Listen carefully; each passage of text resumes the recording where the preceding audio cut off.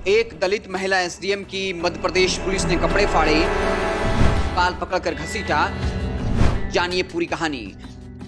एक तरफ भाजपा सरकार महिलाओं को राजनीति में आरक्षण देने की बात करती है, दूसरी ओर जब एक पढ़ी लिखी महिला राजनीति में आना चाहती है, चुनाव लड़ना चाहती है, तो उसे रोका जा रहा है। यह कहना है मध्य प्रदेश के डिप्टी कलेक्टर निशा बांगरे का, जो कि चुनाव लड़ना चाहती हैं। विधानसभा सीट और पार्टी दोनों तय कर ली है, फिर भी उनका चुनाव लड़ पाना आसान नहीं दिख रहा, क्योंकि एसडीएम साहिबा का अब तक इस्तीफा मंजूर न हुआ।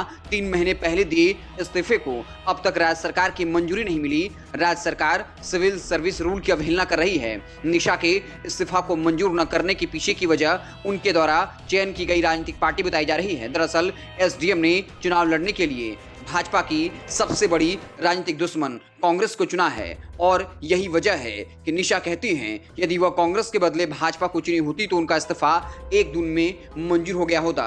निशा ने राज्य सरकार द्वारा इस्तीफा को मंजूर न करने के खिलाफ सड़कों पर है। निशा सरकार के खिलाफ आमला से भोपाल तक की पैदल यात्रा शुरू की है। 9 अक्टूबर को निशा की यात्रा भोपाल पहुंच गई। निशा का भोपाल में मुख्यमंत्री आवास के सामने आमरण अनशन करने का प्लान था, लेकिन सीएम आवास तक पहुंचने से पहले ही निशा और उनके समर्थित लोगों पर पुलिस की लाठियां चलने लगती हैं। निशा को जबरदस्ती पुलिस वैन में डाल दिया जाता है। इस दौरान निशा के कपड़े भी फट जाते हैं, लेकिन पुलिस वालों को जरा भी रहम नहीं आता। निशा के साथ इस कार्रवाई के बाद ही राज्य की सियासत गर्म हो गई। राज्य बीजेपी सरकार पर कई सवाल उठने लगे हैं। क्या एक एसडीएम से डर गई है मध्य प्रदेश की भाजपा सरकार? आखिर बीजेपी को एसडीएम से क्या डर है? हम आपको पूरी कहानी बताएंगे। उससे पहले गुजारिश है, लॉजिकल समाचार को फेसबुक पर देख रहे हैं तो पेज को लाइक कर लीजिए, यूट्यूब चैनल को सब्सक्राइब कर लीजिए।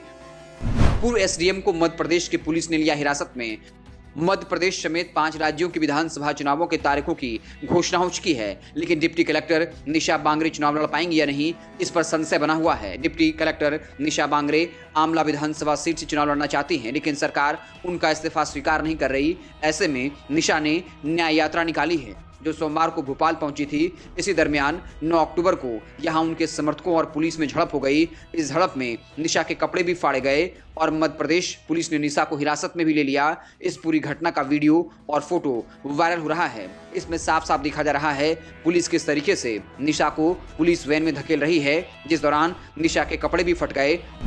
निशा लगा रही शिवराज सरकार पर आरोप।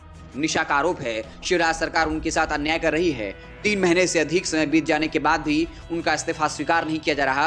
उनका कहना है एक तरफ भाजपा सरकार महिलाओं को राजनीति में आरक्षण देने की बात करती है, दूसरी ओर जब एक पढ़ी लिखी महिला राजनीति में आना चाहती है, चुनाव लड़ना चाहती है, तो उसे रोका जा रहा है। ऐसे में उन्हें न्याय यात्रा निकालना पड़ा।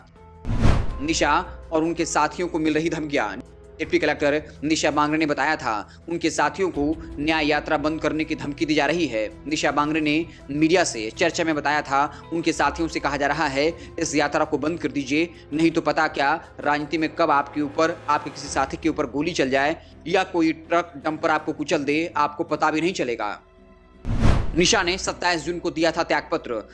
निशा ने आमला में सर्वधर्म शांति सम्मेलन में भाग लेने की अनुमति न देने के बाद 27 जून को ही अपने पद से त्यागपत्र दे दिया था, जिसे शासन द्वारा स्वीकार नहीं किया जा रहा है। निशा बांगरे का कहना है तरह तरह के पेज लगाकर उन्हें न्याय से वंचित किया जा रहा है। कोर्ट में भी गलत जानकारी प्रस्तुत की जा रही है। वहीं भोपाल एसपी ने मीडिया से चर्चा में बताया अभी वे गवर्नमेंट जॉब में हैं, शासकीय सेवक होने के नाते उन्हें इस तरह का कृत्य नहीं करना था। आम रोड है, इतना व्यस्त है, उस पर बैठ गई। हमने उनसे पूछा कि आप 100-150 लोगों के साथ हैं, आपने रैली निकालने की अनुमति ली या नहीं? कोई अनुमति पेश न करते हुए हठधर्मिता दिखाते हुए रोड पर बैठ गई। सरकार कर रही नियमों की अवहेलना। डिप्टी कलेक्टर निशा बांगरे के मामले में पूर्व मुख्य सचिव के.एस. शर्मा का कहना है सरकार को इस मामले में पारदर्शिता और निष्पक्षता दिखानी चाहिए। शर्मा ने बताया कि अगर कोई व्यक्ति नौकरी नहीं करना चाहता है और वह इस्तीफा देना चाहता है, उसे इस्तीफा देने का पूरा अधिकार है। सिविल सर्विस रूल में भी ऐसा कोई नियम नहीं है जिसके तहत वह इस्तीफा नहीं दे सकता।